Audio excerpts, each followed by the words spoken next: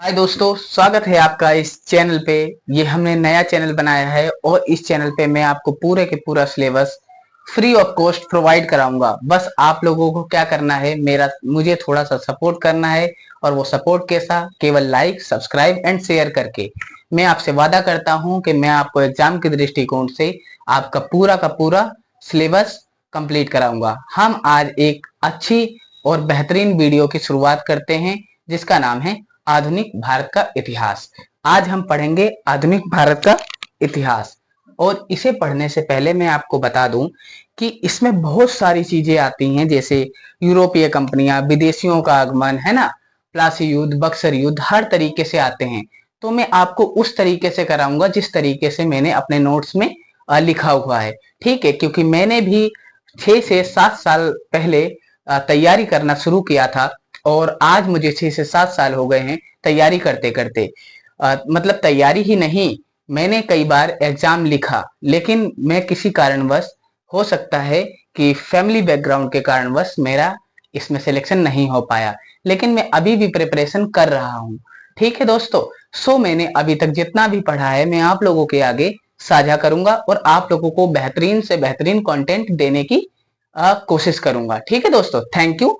तो वीडियो की शुरुआत करते हैं आज इस नई क्लास से। देखते हैं क्या पढ़ेंगे, आधुनिक भारत का इतिहास। और इसमें हम सबसे पहले पढ़ेंगे यूरोपीय व्यापारियों और कंपनियों का आगमन। तो हम इस तरीके से लिखते हैं, यूरोपियो। दोस्तों, नोट्स ऐसे कि बिल्कुल शॉर्ट तरीके से, है ना। मतलब मैं आपको बता रहा हूं कि मैं इस तरीके से आपको बताऊंगा कि आपको लिखते लिखते ही याद आ जाएगा। और किसी चैनल पर, किसी डिजिटल बोर्ड से आपको पढ़ने की जरूरत नहीं है। मैंने ये व्हाइट बोर्ड बोर्ड बोर्ड पर परचेज किया है।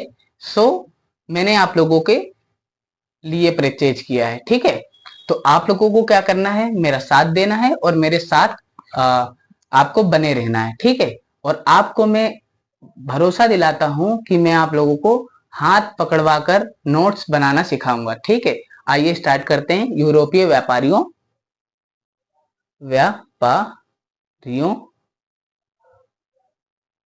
ऐसे लिखो दोस्तों, यूरोपीय व्यापारियों का आगमन। अब इसमें क्या करना है, आगमन। अब देखो एग्जाम में कैसे पूछा जाता है कि आप ना ये बताइए कि डच कब आए, हॉलैंड के लोग, यानी मतलब डच कब आए, पुर्तगाली कब आए, ब्रिटिश कब आए, डेनिश, फ्रांसीसी, ये लोग कब आए। तो इनको इस तरीके से, इसको हम क्या करेंगे, इसको इस तरीके से हाईलाइट करने के लिए इसको हम इस तरीके से अपना बंद कर लेंगे। ठीक है, और उसके बाद हम एक एक को देखते हैं। तो मैंने अपने नोट्स में कैसे बना रखा है, जैसे मैंने लिखा है पुर्तगाली। ठीक है, तो पुर्तगाली ऐसे लिख लो। फिर उसके बाद लिखो डच, डच इस तरीके से लिख लो। फिर लिखो ब्रिटिश, ये हमने लिख लिया ब्रिटिश, इस तरीके से लिख लो। और फ्रांसीसी, फ्रांसीसी, और स्वीडिश। ठीक है, लास्ट में स्वीडिश आए थे। तो हमें इसे देखना है कि एग्जाम के पर्सपेक्टिव से। सबसे पहले मैंने अपने नोट्स में यूं ही लिख रखा है, तो आप लोगों को भी लिखना है और नए नए पेन्स का यूज करना है, जैसे कि रेड, ग्रीन, ब्लैक, ब्लू। ठीक है, तो मैं आपको बताता हूं पुर्तगाली कब आए। पुर्तगाली का वास्को डी गामा 1498 ईस्वी में आया था। ठीक है, ये पूछा जाता है सबसे पहले कौन आया है। ठीक है, और डच का 1605 में आया। ठीक है, इस तरीके से ऐसे कर लो, ज्यादा लिखने की जरूरत नहीं है। और फिर इसे 1608 में कौन आए, ब्रिटिश ईस्ट इंडिया कंपनी 1608 में आई। ठीक है, और फिर उसके बाद 1620 में, इस तरीके से डाल लो ताकि हमें पता है कि हमने ईस्वी ही लिखा है। ठीक है, फ्रांसीसी कब आए, 1620 में। और स्वीडिश का कोई अता पता नहीं कब आए। बहुत सारे बुक्स में लिखा हुआ है कि ये फ्रांसीसी के बाद में आए, तो हम ऐसा कोई भी अंदाजा नहीं लगा सकते कि ये एग्जैक्ट कब आए। ठीक है, अब मैं आपको, मुझे मतलब और बताने के लिए थोड़ा सा मुझे इसे मिटाना भी पड़ेगा, लेकिन उससे पहले मैं एक पॉइंट आपको बता दूं कि मुझे क्या लिखवाना है। आइए यहाँ ये लिख दीजिए कि पुर्तगाली कंपनी, क्योंकि सबसे पहले पुर्तगाली थे, तो पुर्तगाली कंपनी इस तरीके से लिखो, पुर्तगाली कंपनी। इस तरीके से आपको सबसे पहले लिखना है। और इसको इस तरीके से पैक कर लो, बादलों में इसे हमने पैक कर लिया। और इसमें क्या लिखना है कि सर्वप्रथम 1498 में आई। ठीक है, सर्वप्रथम कब आई? 1498 में आई। और सबसे लास्ट में 1900 कब गई बताओ? 1961 में, 1961 ईस्वी में ये गई। इस तरीके से लिख लो। ठीक है, क्योंकि आपको लोगों को पता है गोवा पर इनका बहुत लंबे समय से नियंत्रण था, लेकिन 1961 में हमारी भारत सरकार ने इन्हें मार भगाया। ठीक है, हमने ये लिख लिया। आपको एक छोटे से कोने पर इतना सा लिख लेना है स्टार्टिंग की वीडियोस जब आप देख रहे हैं। ठीक है, तो ये लेक्चर फर्स्ट है। इसी तरीके से मैं आपको कोशिश करूंगा बहुत कम वीडियो में सारा का सारा जो भी सिलेबस है हिस्ट्री का, मैं आपको सारा का सारा प्रोवाइड करा दूंगा। और एक वीडियो में मैं एक टॉपिक नहीं बल्कि बहुत सारे टॉपिक पढ़ाऊंगा। ठीक है, तो आइए देखते हैं नेक्स्ट। अब क्या देखेंगे? विदेशी कंपनियों का क्या स्थापना क्रम कि कब कब आई। तो अब विदेशी कंपनियों को हमने लिखा। अब आप A1 by 1 देखिए। सबसे पहले देखते हैं हम पुर्तगाली। तो यहां बीच में लिखो आप पुर्तगाली, सुंदर सा लिख लो इस तरीके से पुर्तगाली। और जब आप इसे लिख लोगे तो इसे बादलों में इस तरीके से बंद कर देना। ठीक है, हमने इसे बादलों में बंद कर दिया। अब हम उठाएंगे ब्लू पेन। अब क्या लिखेंगे? इनकी सबसे पहले इसकी कंपनी का क्या नाम था? तो इसकी कंपनी का नाम था एस्तादो द इंडिया। ठीक है, एस्तादो द इंडिया। तो इस कंपनी का क्या नाम था? Estado the India. इस तरीके से आप लिख लेना। ठीक है, और अगर इंग्लिश में देखोगे तो पुर्तगाली ईस्ट इंडिया कंपनी। ठीक है, इस तरीके से लिख लेना। और ये कहां से आई? इस तरीके से एरो डालो, पुर्तगाल से आई। कहां से आई दोस्तों? पुर्तगाल से। ठीक है, इतना लिखो बस, शॉर्ट फॉर्म में आपको लिखना है और याद करना है तुरंत। और कब आई? 1498 में। अभी मैंने पिछले उसमें बताया था। ठीक है, 1498 ईस्वी में। तो ये लिख लिया। अब इधर ही आपको यहाँ लिख लेना है कि सबसे पहली फैक्ट्री कब कहाँ थी। तो सबसे पहली फैक्ट्री कहाँ इन्होंने लगाई? कोचीन में। कोचीन में 1503 में। ठीक है दोस्तों, मैं फेस वाली वीडियो इसलिए नहीं बना पा रहा हूँ क्योंकि अभी मेरे पास व्यवस्था नहीं है। व्यवस्था होने के बाद मैं आपको फेस वाली भी प्रोवाइड कराऊंगा। बस आप बने रहिए, केवल आपको कंटेंट से मतलब है, बाकी चीजों में आपको ध्यान नहीं भटकाना है। ठीक है, सो अब हमने इतना लिखा, लेकिन इसके बारे में बहुत सारी चीजें हैं कि मतलब आइए देखते हैं कि सर्वप्रथम कौन था। सर्वप्रथम कौन आया? सर्वप्रथम Vasco the gamma. Vasco the gamma. ठीक है, इस तरीके से आप लिखो कि ये सर्वप्रथम आया। सबसे पहले विदेशी जो आए वो पुर्तगाली ही थे। ठीक है, और इसके बारे में अगर थोड़ा सा और हमें अगर एग्जैक्ट में लिखना पड़े कि इसके बारे में थोड़ी सी और बातें बताइए सर, तो हमें बताएंगे कि ये कहाँ आया। बताओ दोस्तों? कालीकट में। कालीकट में ये सबसे पहले, कालीकट में यानी मालाबार।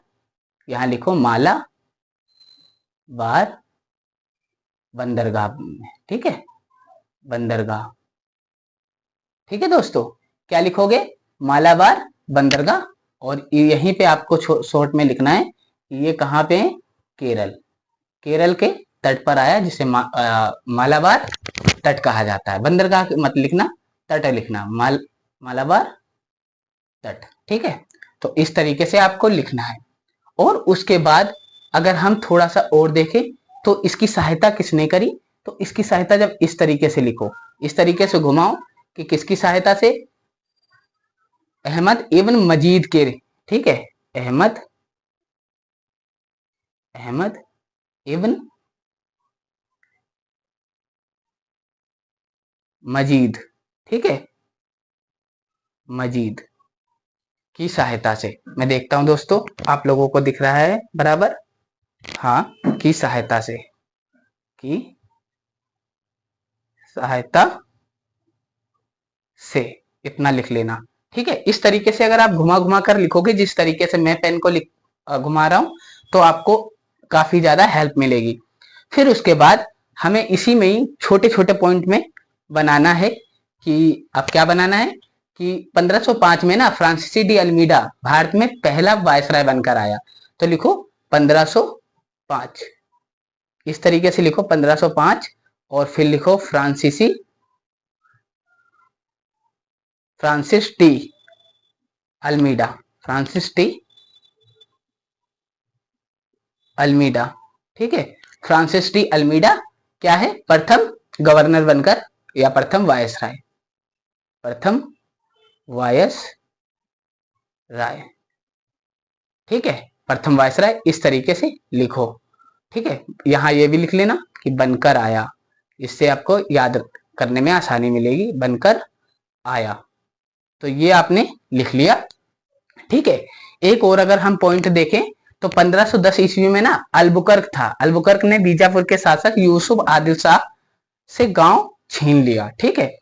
तो यहां पर अगर मैं आपको इस तरीके से बताऊं कि यहां पर पॉइंट लिखना है, तो इस तरीके से अभी मैं बताता हूं आपको। 1500 कब बताया था मैंने दोस्तों?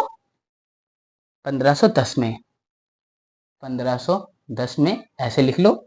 और फिर यहाँ पे क्या किया अल्बुकर्क ने क्या किया? अल्बुकर्क ने बीजापुर शासक को हरा दिया, ऐसे लिखो। बीजापुर शासक, ठीक है, यूसुफ आदिल शाह, नाम भी लिख लेना क्योंकि ये आते हैं। यूसुफ आदिल शाह को हरा दिया, ठीक है। इस तरीके से आपको लिखना है। और अगर इस तरीके से लिखोगे तो आपको याद करने में आसानी रहेगी, ठीक है। अब देखो हमने पुर्तगाल के बारे में एक ही क्लास में आपको कितना सारा करा रहे हैं, ठीक है। इसी तरीके से हम 1 बाय 1 हर किसी के बारे में आपको बताएंगे। ओके, सो मुझे आप इसे मिटाना पड़ेगा। तो दोस्तों हमने मिटा दिया। अब हम नेक्स्ट देखते हैं। नेक्स्ट देखेंगे ब्रिटेन। ये सबसे इंपॉर्टेंट है क्योंकि आपको पता है हर एग्जाम में इसे छोड़ दिया तो समझ लो माँ को बेटे से अलग कर दिया, ठीक है। इसे कभी भी नहीं छोड़ते क्योंकि इसी ने ही बेशरम टाइप के प्राणी ने हमारे इंडिया पे राज किया। लगभग 250 से ज्यादा सालों तक इसने राज किया। आइए देखते हैं कुछ इसके बारे में रोचक खबरें कि क्या थी। इसकी कंपनी का क्या नाम था? आपको ना शॉर्ट में लिखना, ईस्ट इंडिया कंपनी, ठीक है। इंग्लैंड ईस्ट इंडिया कंपनी, इतना याद रखना, ठीक है। अगर इसका फुल फॉर्म लिखना है तो मतलब क्या नाम था exact? The governor and company of merchant of London trading into the east India company, ठीक है। इतना याद रखना। ईस्ट इंडिया कंपनी इसकी थी। कहां से आए? बेशरम ब्रिटेन से आए, ठीक है। कब आए? सन 1600 में इनकी क्या हुई? इनको इनकी स्थापना हुई कंपनी की, ठीक है। और ये कहाँ सबसे पहली फैक्ट्री इनकी कहाँ थी? सूरत। ये इंपॉर्टेंट है, पूछा जाता है हर एग्जाम में, शॉर्ट फॉर्म में दिया जाता है कि बताइए ब्रिटेन की सबसे पहली फैक्ट्री कौन सी थी ईस्ट इंडिया कंपनी की? तो सूरत में। और कब लगाई ये भी याद रखना कि 1613 में, ठीक है। इस तरीके से आपको बताना है ईस्वी में। तो हमने ये छोटा सा पॉइंट लिखा और अब हम करेंगे रेड पेन का यूज क्योंकि थोड़ी सी इनके बारे में बातें भी कर लें। ये क्या? ये सबसे पहले 1599 ईस्वी में स्थल मार्ग से भारत आने वाला प्रथम अंग्रेज कौन था? यहीं पर ही देखो, अब मैं बताता हूं। 1599 में सबसे पहले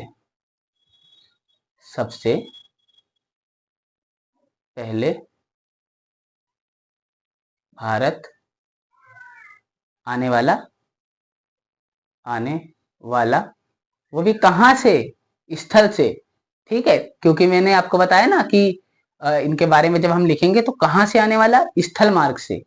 सबसे पहले आने वाला स्थल मार्ग से, ये याद रखना। ये भी पूछा जाता है स्थल मार्ग से, ठीक है। इतना याद रखना कि कहां से? स्थल मार्ग से। तो वो कौन था? John Milton. कौन था? John Milton.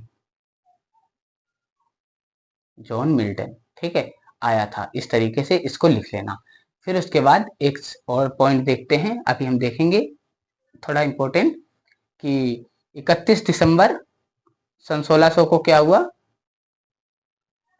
31 दिसंबर सन 1600 को क्या हो गया दोस्तों, हो गया कि महारानी एलिजाबेथ ने क्या किया, इनको 15 वर्षों के लिए घोषणा पत्र दे दिया। महारानी एलिजाबेथ ने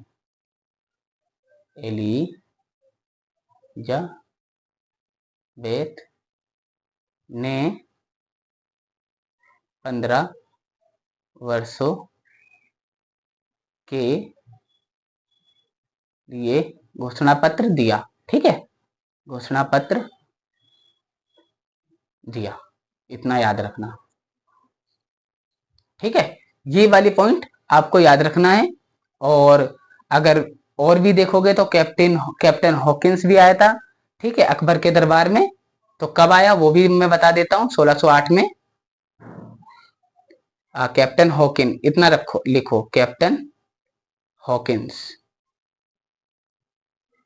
कैप्टन हॉकिंस अकबर के सम्राट में, अकबर के दरबार में आया, अकबर के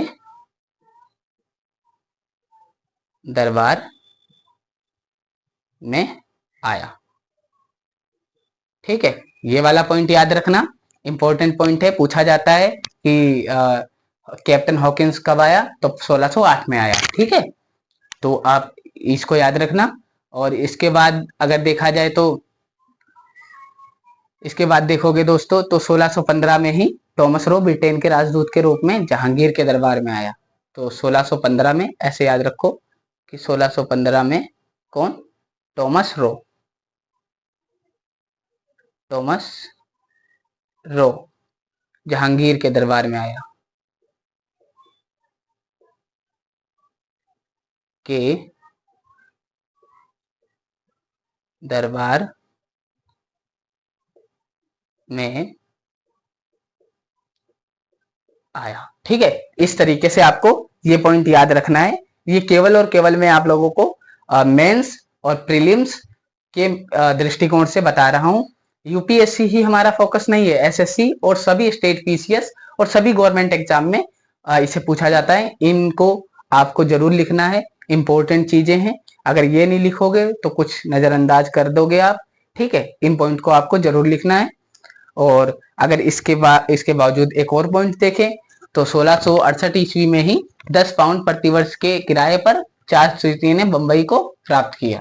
तो इस तरीके से इसको भी याद रखो, ये आपके मेंस की दृष्टिकोण से काफी ज्यादा इंपॉर्टेंट है। 1668 में दोस्तों, मैं इसलिए ऐसे लिख रहा हूं क्योंकि नीचे मिट ना जाए। 1668 में किसने किसने चार्ल्स द्वितीय। तो इस तरीके से लिखो, 1 मिनट, चार्ल्स द्वितीय।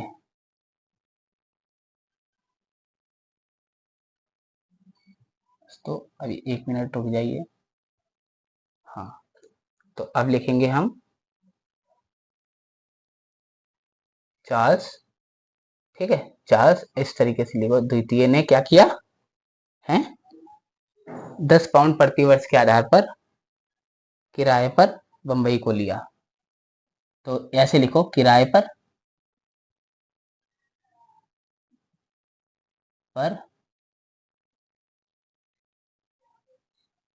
बंबई को लिया। ठीक है, को लिया, इस तरीके से आपको लिख लेना है। सॉरी दोस्तों, थोड़ा गंदा लिखा जा रहा है, लेकिन कोई बात नहीं, आप लोगों को बने रहना है। ठीक है, इस तरीके से आप लोगों को इतने पॉइंट याद रखना है, किसमें, ब्रिटिश में। ठीक है, अब हमने ब्रिटेन को पढ़ लिया। ब्रिटेन के बाद अब हम देखते हैं, मिटाना पड़ेगा दोस्तों। अब हम देखेंगे किसके बारे में, फ्रांस के बारे में। तो यहाँ पे लिखो फ्रांस, और इसे उसी तरीके से बादलों में पैक कर दो, क्योंकि ये हाईलाइट अच्छा हो जाता है। अब देखो, ये अलग ही दिख रहा है कि हम लोग क्या कर रहे हैं, फ्रांस के बारे में बातचीत कर रहे हैं। ठीक है, तो फ्रांस के बारे में आप लोगों को क्या देखना है, 1664 में आए, कब आए, फिर उसके बाद धीरे धीरे हम और भी देखेंगे। 1664 ईस्वी में इसकी कंपनी की स्थापना हुई, और सबसे पहले सूरत में इसकी भी कंपनी थी, सूरत में। और सूरत में थी तो कब थी, 1668 में इसने कंपनी सबसे पहले भारत में बसाई। ठीक है, इतना याद रखना। और इसकी कंपनी का क्या नाम था? कंपनी दे इंडस ओरिएंटलिस। ठीक है, ऐसे याद रखो, company the Indus Orientalis, Orientalis. ठीक है, इस तरीके से आपको याद कर लेना है, ओरिएंटलिस। ठीक है, इतना हमने इसमें देख लिया और फ्रांस के बारे में ये बातचीत चल रही है। आइए देखते हैं थोड़ा और फ्रांस के बारे में कुछ रोचक खबरें कि 1664 ईस्वी में ही फ्रांसीसी कंपनी की स्थापना मंत्री कॉलबर्ट के प्रयासों से फ्रांस के सम्राट लुई 14वें के शासनकाल में हुई। ठीक है, तो आपको किस तरीके से लिखना है मैं ये भी बता देता हूं कि 1664 में लुई 14वें ने लुई 14वां ने कंपनी की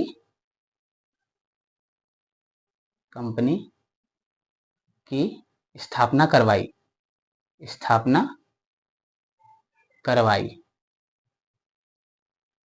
ठीक है, ये स्थापना करवाई, लेकिन किसके प्रयासों से? प्रयास किसके थे? मंत्री कॉलबर्ट। तो इस तरीके से लिखो कि मंत्री कॉलबर्ट के प्रयासों से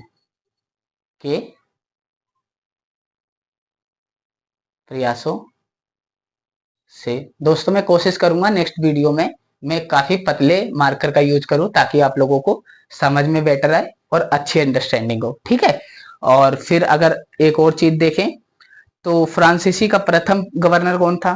ठीक है, तो इस तरीके से प्रथम गवर्नर इस तरीके से लिख लेना, फिर ऐसे हल्का सा डॉट डालना कि प्रथम गवर्नर कौन सा था। तो प्रथम गवर्नर अगर हम देखें तो फ्रैंको मार्टिन। ठीक है, फ्रैंको मार्टिन, इस तरीके से आपको देखना है। ठीक है, अब नेक्स्ट यूज करते हैं नेक्स्ट पेन का कि क्या क्या देखेंगे कि दोस्तों कि वांडीवास के युद्ध में अंग्रेजों ने जनरल आयरकूट ने फ्रांसीसियों को पराजित किया। ठीक है, और किसका? अंग्रेज ने। ठीक है, तो आपको सबसे ज्यादा इंपॉर्टेंट है कि क्या देखना है? 1760 में वांडी वॉस के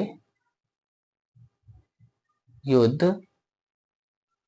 में, ठीक है, में किसको किसको कर दिया पराजित?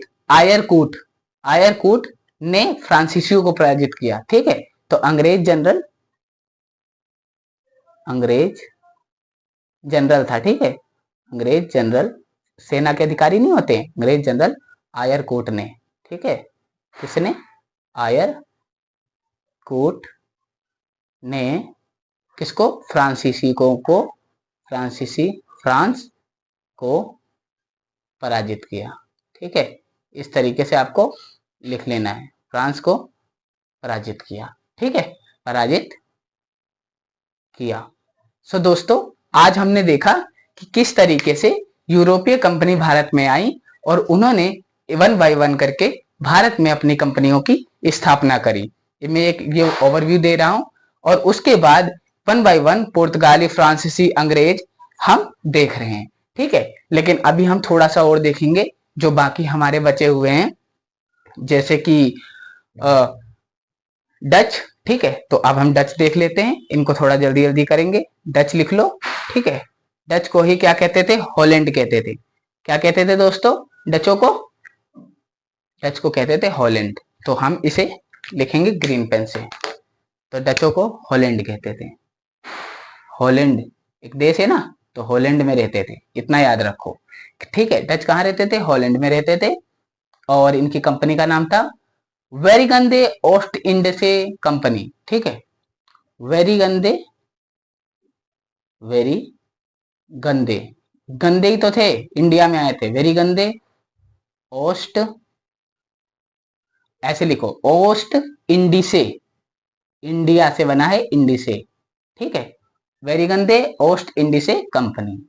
इतना याद रखो, थोड़ा ही सा याद करना पड़ेगा इसमें आपको। और फिर इसके बाद हम देखेंगे ये कब आई। 1602 में इसकी कंपनी की स्थापना हुई। ठीक है, ऐसे करके एरो डाल सकते हो हर किसी में। और फिर अगर देखा जाए तो सबसे पहले मसूलीपट्टनम में। तो कहाँ पे? मसूलीपट्टनम में स्थापित। और अगर स्थापित हुई तो कब हुई, ये जरूर याद रखना है, 1620 में, जैसा कि मैंने आपको पहले बताया भी है। ठीक है, अब हम इसे मिटाते हैं। इसके बाद एक और हमारा बचा है, डेनिश और स्वीडिश, दो बचे। ठीक है, तो डेनिश और स्वीडिश को अभी हम तुरंत झटके में कर देते हैं। ठीक है, तो हम सबसे पहले लिखेंगे डेनमार्क। डेनमार्क से ही तो आए थे, डेनमार्क यानी डेनिश। डेनिश हमने लिख लिया। अब उसके बाद हमें क्या करना है, डेनिश लिख लिया। डेनिश लिखने के बाद हमें ब्लू पेन उठा लेना है। और ये कब स्थापित हुई डेनिश कंपनी? 1616। कब? 1616 ईस्वी में। ठीक है, और ये कौन सी कंपनी थी? कंपनी का नाम डेनिश ईस्ट इंडिया कंपनी। तो कौन सी? Danish East India company. ठीक है, इस तरीके से आपको लिख लेना है, साफ सुथरा लिखना है, बिल्कुल क्लीन लिखना है। और इसकी इस कंपनी की जो स्थापना है, मतलब ये जो कंपनी है, मतलब कहाँ पर स्थापित हुई ये भी देखना है। तो हम बताएंगे त्रावणकोर। त्रावणकोर में। इतना भी याद रखना कि ये अगर त्रावणकोर में है तो कब, त्रावणकोर में कब? 1620 में ये भी थी। ठीक है, 1620, इतना आपको इसमें याद करना है। उसके बाद देख लेते हैं स्वीडिश, फिर हम अपना चैप्टर खत्म करते हैं। First Swedish. अब हम क्या देखेंगे? स्वीडिश, ऐसे लिख लो, स्वीडिश, जिनका कोई अता पता नहीं कब इन्होंने स्थापना करी अपनी कंपनी का, लेकिन हाँ इतना जरूर पता है कि ये स्थापित कब हुई इनकी कंपनी। ठीक है, तो हम देखते हैं। इनकी कंपनी का नाम स्वीडिश ईस्ट इंडिया कंपनी था, तो ये लिखो, स्वीडिश ईस्ट इंडिया कंपनी। ठीक है, स्वीडिश ईस्ट इंडिया कंपनी। और फिर उसके बाद हमने ये देख लिया, ये कब स्थापित हुई थी। ये स्थापित तो 1731 में हुई थी। और हमारे यहाँ नहीं हुई थी, इसलिए हमें अता पता नहीं है कुछ भी। तो चीन में इसने अपना केंद्र बनाया था, इतना याद रखना। ये क्वेश्चन आता है कि चीन में केंद्र बनाया, बस इतना याद रखो, केंद्र बनाया। तो आपको कैसे क्या क्या याद रखना है, हमें 1 बाई देखा ना कि पुर्तगाली, हॉलैंड और ब्रिटेन, डेनमार्क, फ्रांस, स्वीडन, ये लोग कैसे कैसे आए और किस तरीके से इन्होंने अपनी कंपनियों की स्थापना करी। तो आज हमने इस वीडियो में इतना ही देखा। और मैं आपको भरोसा दिलाता हूं कि मैं बहुत कम वीडियो में पूरा का पूरा आधुनिक भारत का इतिहास कंप्लीट करा दूंगा। इससे आपकी रिवीजन और आपकी पकड़ बहुत अच्छी बन जाएगी। आप अगर नए हैं चैनल पे तो प्लीज चैनल को सब्सक्राइब करिए, क्योंकि आप लोग सब्सक्राइब करेंगे तो हमारे चैनल की वैल्यू एंड हमारा चैनल प्रमोशन में जाएगा, जिससे हमारे चैनल को कुछ ना कुछ इंपॉर्टेंस मिलती रहेगी। सो मैं आप लोगों से अनुरोध करूंगा कि प्लीज अगर आपने सब्सक्राइब नहीं किया तो सब्सक्राइब, लाइक एंड शेयर करिए, ताकि ज्यादा से ज्यादा लोग इस चैनल से जुड़ें। इसलिए मैं कह रहा हूं क्योंकि लोग, दोस्तों, क्या होता है कि गांव से लोग आते हैं और बहुत गरीब होते हैं, तो वो सोचते हैं कि जो लोग कोचिंग कर लेते हैं वही आईपीएस, आईएएस, दरोगा, ऐसी पोस्टों पे वही लोग बैठते हैं। लेकिन ऐसा नहीं है दोस्तों। मैं आप लोगों को भरोसा दिलाता हूं कि मैं आपको ऐसा कंटेंट प्रोवाइड कराऊंगा जिससे आप लोग सारे की सारे कोई भी एग्जाम हो आप चुटकियों में क्रैक कर देंगे। ठीक है, और बहुत कम समय में आपका पूरा syllabus UPSC, SSC, state, PCS सब में काम आएगा, है ना। पूरा सिलेबस कंप्लीट कराया जाएगा। सो प्लीज एक बार फिर लाइक, शेयर एंड सब्सक्राइब करिए। थैंक यू वेरी मच दोस्तों।